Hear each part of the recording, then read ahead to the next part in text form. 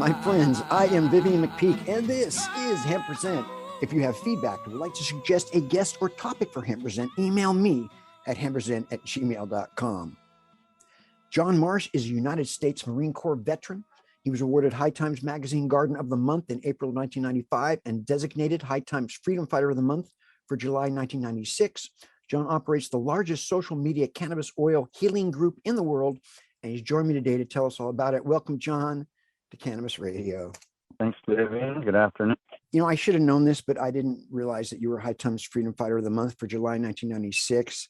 I was Freedom Fighter of the Month for October 1996, so we're High Times Freedom Fighter brothers, only a few months apart. That's kind of cool. It is cool. Fighting for two different things, I'm sure. Yes, exactly, but for the same cause in general. In 1993, you left the Marines and suffered from the symptoms of Gulf War syndrome. Is that when you discovered for the first time the therapeutic potential of cannabis, or did you already know about it?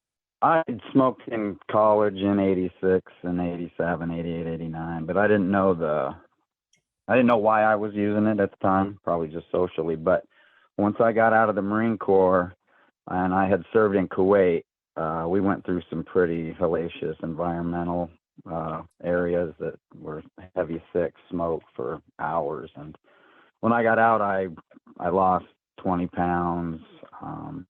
That's when I found out that cannabis helped me. I don't think I have PTSD, but I definitely could, but I wouldn't know it because I've used cannabis since 1993, and that's what set me on my path. Yeah, I know that they had like burn pits and depleted uranium and all kinds of environmental toxins over there. That was also the year that you attended your first hemp fest. Was that Seattle Hemp Fest? Yeah, Seattle. I to Bellingham within a few days of getting out of the Marine Corps in January of '93, and I landed here in Bellingham from '94 to '99, and that's where I had read Jack Hare's book and I read Chris Conrad's book, and that got me enthused. The Emperor Wears No Clothes and Lifeline to the Future, right? Yeah, and they were what got me started. And I was up here with a guy named Brian Estes, who you might remember. He had the Cannabis up here. Yep. And he was always up at Western Washington. That's where I first met him. He sold me my issue of The Emperor Wears No Clothes and Hemp Lifeline to the Future, and I was off after I read those two.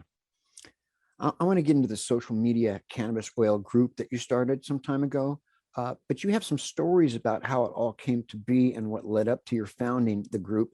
You helped someone in your hometown who was given 5 months to live. What can you tell us about that? So that was in 2015. I had just moved home, and Dale had worked for the county for 20 years, and his wife told me he got stage 4 renal cell carcinoma and it's no hope, no chemo, no radiation, no hope from the VA or Oregon Health University. So I gave her a tube of this oil, and Dale supposed to live 5 months and died before Christmas, and he lived 5 Christmases. And I got him his oil the first 18 months, and then in my hometown of Milwaukee, Washington, we got a dispensary. Amazing as that is, with 600 people as population. But for the next 3 years, he was able to just go down and buy a gram of it in a syringe right off the shelf, and he lived for 4.5 years. Wow. With no hope. I mean, literally the VA and Oregon Health and Science University told him just to go home. All mammals have an endocannabinoid system, and you also treated a dog with a cancerous tumor. Can you tell us that story? Yeah, 10 or 15 miles from my hometown is Nassau, Washington, and it's even smaller than Milwaukee. But this guy was told to put his dog down, or definitely to amputate the leg that had this hot dog, about half the size of the hot dog, a tumor. And I met the guy out razor clam digging one day, and he mentioned his dog's tumor, and I said, well, why don't you give me some of your medical cannabis? And he was in his 60s, and he grew gooey duck. I'd never heard of it, but it was a strain. And I made him about 20 grams of this oil, and he fed the dog that and elk burger, and we know elk burger doesn't treat cancer. So within 11 grams of eating oil and elk burger mix, the tumor turned to mush, and the veterinarian was in awe, and he used the remaining 9 grams on a future cancer that this dog got. So, yeah, I wouldn't say I treated cancer in people, but I helped that guy extend his life 4 years, right? Right. And see 5 Christmases that he wasn't supposed to. And the dog, the guy was told by a medical professional that, in their opinion, if it was their dog, they would kill it or chop its leg off. So, yeah, both outcomes were great. I mean, not everybody survives it, but in these 2 instances where I intervened, they were great successes. And, when you're going to be dead forever, 5 convinced. years is a long time, man, to have life, Yeah, it is when you come home from an appointment that says you only have 5 months, and then I roll up, some kid you used to watch right around town on a BMX bike hands your wife a tube of oil from a plant. And that's pretty powerful. That's pretty powerful stuff. It's pretty awesome. You debated Rick Simpson of Phoenix Tears fame in 2012, and who I interviewed on this show in 2015. That debate also contributed to your starting a Facebook group that's now the largest cannabis oil healing group on social media in the world, I believe. The term RSO actually stands for Rick Simpson oil, which has become controversial because he used agents such as naphtha as a solvent and stuff. But many people now call RSO FICO instead, for full extract cannabis oil. Tell us what came down and how it led to your amazing social media presence. Right. Okay. So with the FICO and the FECO, full extract cannabis oil, I call it FECO because the E is stressed as in extract, right? So I call it FECO because FICO sounds too close to fecal. So people say fecal oil. Okay. I don't know what's that. Point and taken, I'm John. like, no, FECO, full extract with an E, so with an F. So I just always tell people, just like it rhymes with terror, FECO rhymes with echo. Sounds good, bro.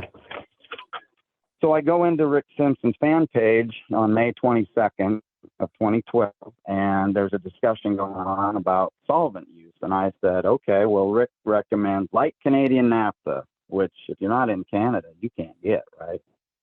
So that is basically the equivalent of paint thinner and camping fuel here in the U.S. But Rick says that Canadian light naphtha is safer than those products, I guess. So the debate came down to whether you could use grain alcohol or Everclear or organic alcohol. And Rick's admin, Gingrich Bear, and Rick both declared that using that as a solvent would make weak oil, and people would rely on it being stronger oil, and they would end up dying. So what they win is that you got to do it Rick's way, or you can't call it RSO. So I said, well, you know what? I'm going to go start my own group that I don't care what you use, right? If you want to use paint thinner, that's fine. But I won't call it Rick Simpson oil or RSO. So when you join my group, that's one of the names when you enter is, we don't call it RSO. We call it cannabis oil, or like you said, FECO. And people agree that's all cool. So I started this group, and, it's now 178,000 people. And I started out, it's called Cannabis Oil Success Stories, but it's more of a guiding thing than actual, where some people can come and, it's not like a website where you can have sections and stuff. So most of the success stories are just people that have come in and left their story after using it, but following people's journeys in the group is the main thing. You can go into the search bar for 11 years, type in, glaucoma, and any mention of glaucoma in the last 11 years will come up within a comment or a post. So, but yeah, it initially started with getting into a debate with Rick and his admin, and they still said that it would make too weak of oil, and I tried to point out that you can compound things like aspirin, right? Take 2 aspirin instead of 1. Hold that thought, John, because we've got to go to a quick break, but I want to talk more about your group. We're going to take a quick break and come back with John Marsh. Time to roll out for the people that let us Hempresent. Hang loose. We're coming right back. And we're back with John Marsh. So John, for the benefit of people who aren't on social media, there might be like, I don't know, maybe 2 listeners out there who aren't. How does a Facebook group operate? What kind of things do people discuss, and how does it all work? So people come in and they'll either participate by just watching the comments, or they'll comment on a post. But most people will come in and say, my grandma has arthritis or glaucoma or glioblastoma, or my son's got, this, that, and the other thing. And the first thing I tell people is go to the search bar and type that keyword into the search bar, because any mention of it in the last 11 years, like I was saying, will come up in the results. So if you type in glioblastoma, you got 10 years of comments about it, and people not only suggest what cannabis oil remedies recommend, but also other things, right? There's a lot of people that recommend fenbendazole and ivermectin and all the horse-based stuff, but in general, it's all about cannabis oil, and you just come in and kind of look around. And it's a hard group to find on Facebook, because Facebook has these algorithms, and if you typed in cannabis oil success stories, the algorithm automatically does not show anything that has cannabis in the name. So if you type in oil success stories, it's a way to get there, at least to find it. There are some platforms and social media platforms have restrictions regarding cannabis specifically. Have you encountered that? And what are there any restrictions on Facebook? So Mike's been warned multiple times. I'm getting admin warnings from 7 years ago, people posting, right? Like, where can I get cannabis oil? And these bots go into these groups and they just start going through all the past comments, and they found them from 7 years ago in my group and issue warnings. And they've even said they're going to close it down. So I've actually started secondary groups in case that happens. Like, it's Cannabis Oil Success Stories, so I've started a secondary group called COSS, just in case Cannabis Oil Success Stories was to shut So down. that's the name of your group. Your group's there. called Cannabis Oil Success Stories. Yes. Cool.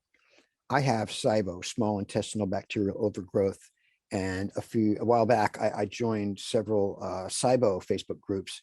And first of all, it was really nice to see that other people were dealing with the same things I was, but also I was able to see people comparing what worked for them, what foods they could tolerate, and what treatments helped them and stuff. And I imagine it's the same thing in your Facebook group, that people are talking about dosage and strains and things like that. Yes. So a lot of people believe that when Rick Simpson said you needed to take a gram a day for 60 days, or 60 grams in 90 days, that's what most people say. It's kind of like an infomercial, right? Take 60 grams in 90 days, it'll cure anything. I don't believe that to be true. Most people don't believe that to be true. But what Rick Simpson was saying is a gram of his oil. Now, Rick Simpson claims all his oil was over 90%. So Rick Simpson is basically saying you need 900 milligrams THC, right? You don't need a gram a day. He is saying that you need a gram a day of his, quote, RSO, which he says is 900 milligrams. So I tell people, that's what I target 500 milligrams. I tell people, you want to target 500 milligrams of THC plus whatever else comes in your oil a day. Nobody knows what the other stuff does, so it's hard to tell people how to dose it, especially when you can't really get it. You can't go to the street guy and say, can I get this in my oil, or what's your oil? But a lot of people believe you need 3 to 5 strains, to make whatever they call it as a full plant extract, right? So they're cramming in the stems and the stalks, and the full plant orange juice and the full plant apple juice don't include the stalks and the roots and the stems and the bark. So I tell people, use the flowers to make your oil as potent as you can. And if you can get it tested, that's great. And target, you want to get it 500 milligrams, but like Rick says, 900. So But I don't believe you need 3 to 5 strains, because what people are saying is you need more terpenes because every strain, the THC and the CBD and the CBG and the CBN are all identical, right? There's 2,500 varieties of apple, but they all have the same vitamin C. They all have you don't ask what strain of apple is in your apple juice. So it's the THC and the CBD and all that other stuff that matters, and not necessarily how much. Fascinating. In my opinion. Yeah. No, I get it. You mentioned that somebody benefited from store-bought oil, and there's a lot of controversy, within my community over the quality and the consistency of the oil that you find in the commercial cannabis market, right? In the legal stores. What are your thoughts on that? Right. Well, I know for a fact there's some shady people in there. There's dispensary owners that, well, maybe not.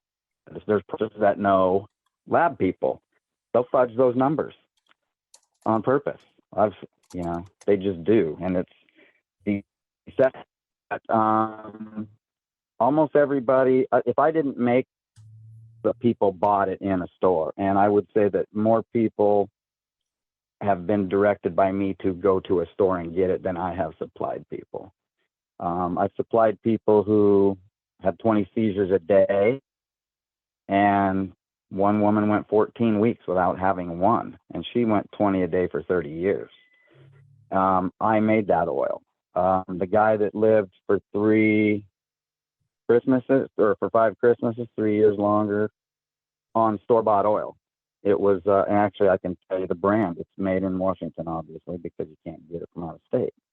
There's a Skagit Organics, which you can buy like a 6-pack now of syringes.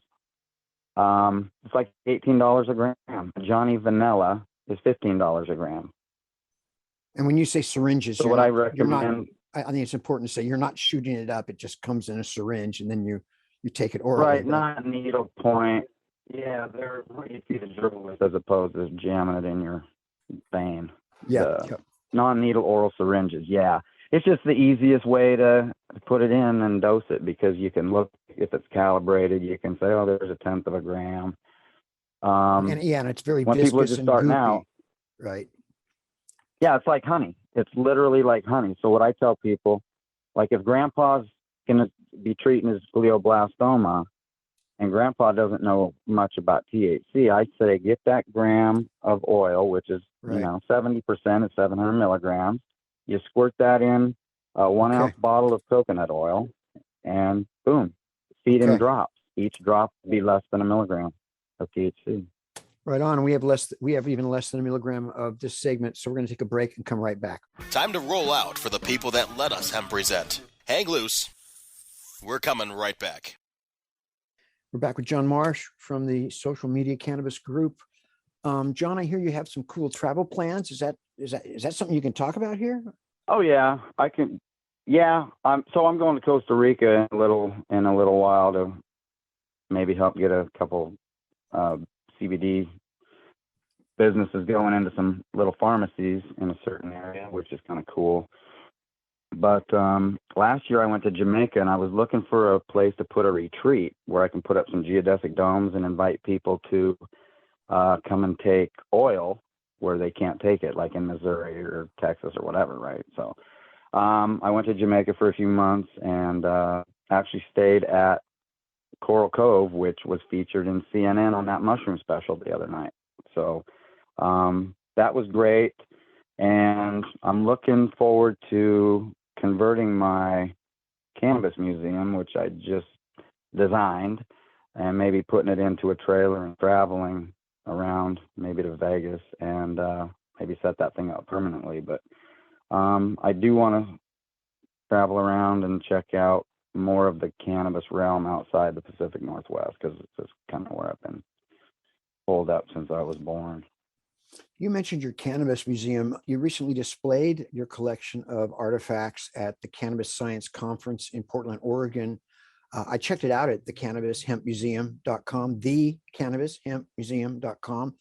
Wow, really cool. I mean, you've got all kinds of vintage like turn of the century pharmaceutical bottles or cannabis, medicine elixir bottles, and cannabis roots and all kind of stuff. Tell us about that.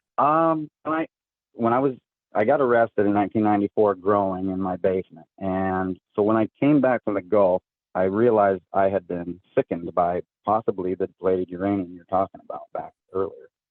I decided I wasn't going to have any kids when I was 25 years old, so I literally told people cannabis is my baby. I'm getting this legal by 2000, and just stand back because you're just going to get pummeled with info.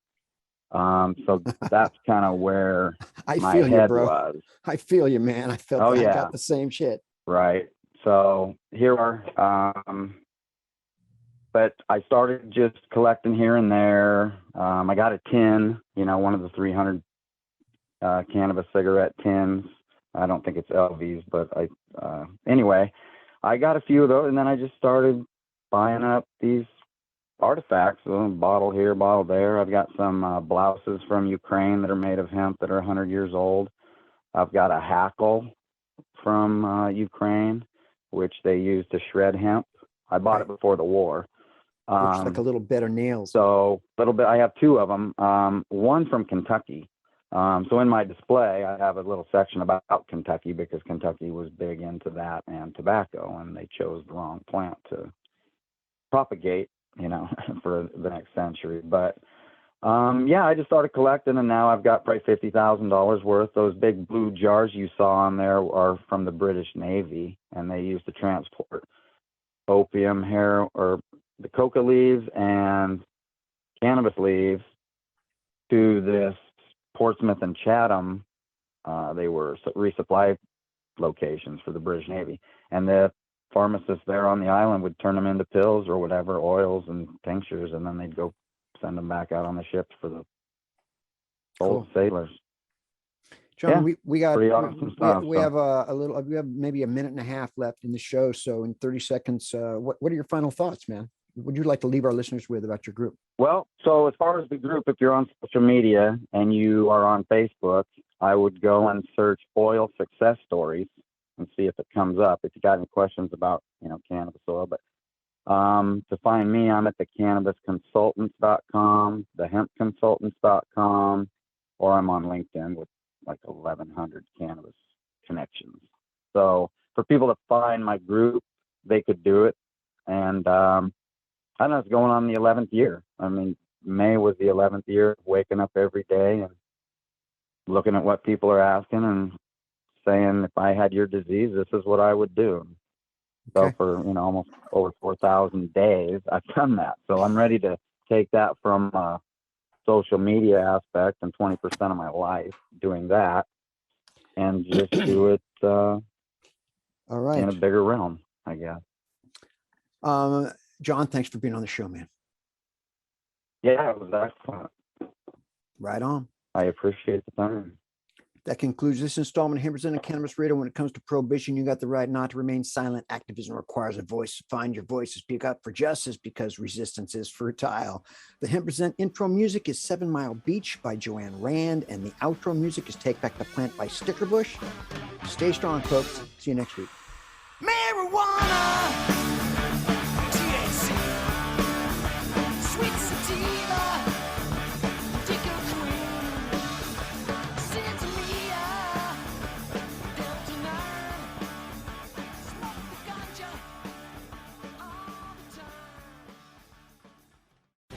The opinions expressed on this CannabisRadio.com program are those of the guests and hosts and do not necessarily reflect those of the staff and management of CannabisRadio.com. Any rebroadcast, republication, or retransmission of this program without proper consent is prohibited.